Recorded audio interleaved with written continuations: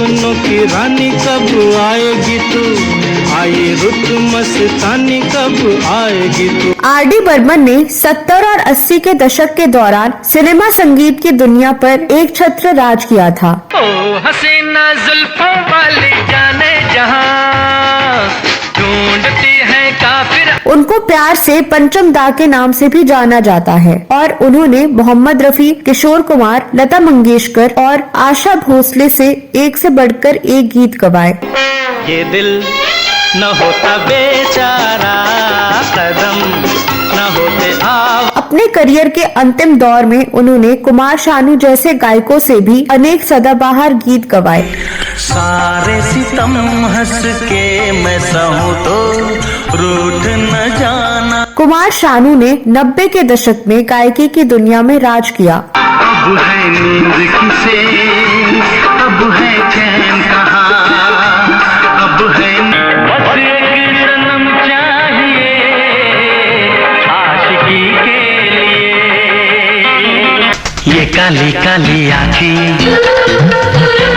ये गोरे गोरे गाल। कुमार शानू को अपने पूरे जीवन काल में पंचम दा के संगीत निर्देशन में बहुत कम गाने गाने का मौका मिला। कुमार शानू और पंचम दा का संगीत का सफर मिथुन चक्रवर्ती की फिल्म झूठी शान से शुरू हुआ, जो 1991 में रिलीज हुई थी। इसके बाद इन दोनों ने कुछ फिल्मों में साथ काम किया। कुमार शानू और आर.डी. बर्मन ने बॉलीवुड को कई बेहतरीन और सदाबहार गीत दिए, लेकिन क्या आप जानते हैं कि एक फिल्म के 2 गानों की रिकॉर्डिंग के दौरान कुमार शानू को आर.डी. बर्मन से गालियां खानी पड़ी थी। एक गाने की रिकॉर्डिंग के दौरान तो आर.डी. बर्मन ने कुमार शानू को बुरा भला कहा और रिकॉर्डिंग स्टूडियो छोड़ने को कहा, जबकि एक गाने की रिकॉर्डिंग के दौरान पंचम दा ने कुमार शानू को खूब गालियां दी। आखिर पंचम दा ने ऐसा क्यों किया? कौन सी वो फिल्म थी और कौन से वे गाने थे? इस वीडियो में आपको विस्तार से बताने जा रही हूँ, तो चलिए वीडियो की तरफ।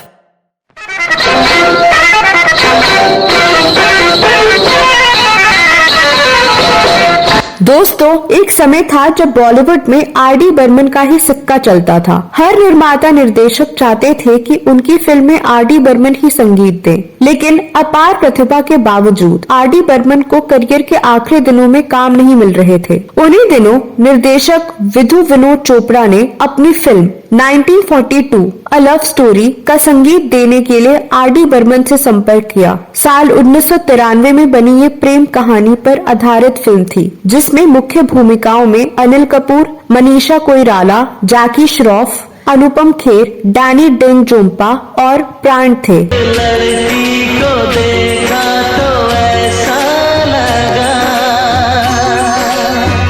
इस फिल्म को अपने गीत संगीत के लिए भी याद किया जाता है। फिल्म के गीतों ने खूब लोकप्रियता हासिल की थी, लेकिन आर.डी. बर्मन अपनी इस फिल्म के गीतों की कामयाबी देखने के लिए जीवित नहीं थे। फिल्म के गीतों को जावेद अख्तर ने लिखे थे और आर.डी. बर्मन ने सर्वश्रेष्ठ संगीत निर्देशक के लिए अपना आखिरी फिल्म फेयर पुरस्कार जीता।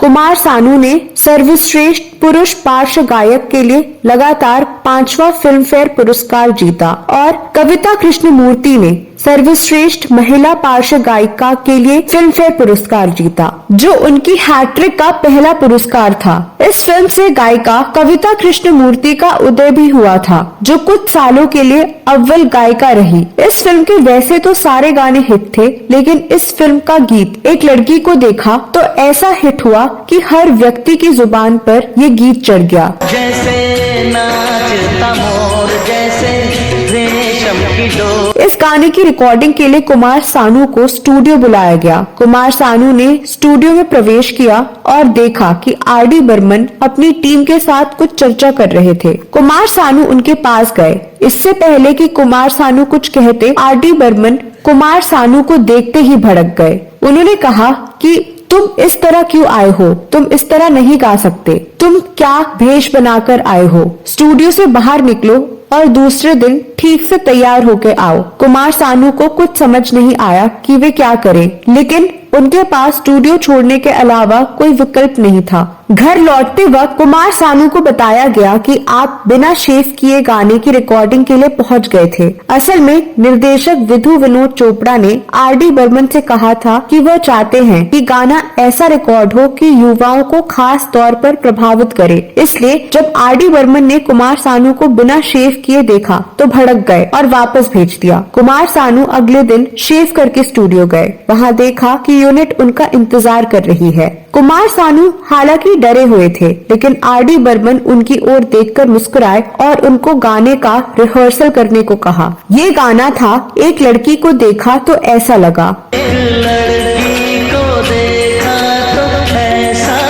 अंतिम रिहर्सल के दौरान आर.डी. बर्मन ने गाना सुना और कुमार सानू की तारीफ की। इसके बाद गाना रिकॉर्ड हुआ और रिलीज होते ही चार्ट बस्टर बन गया।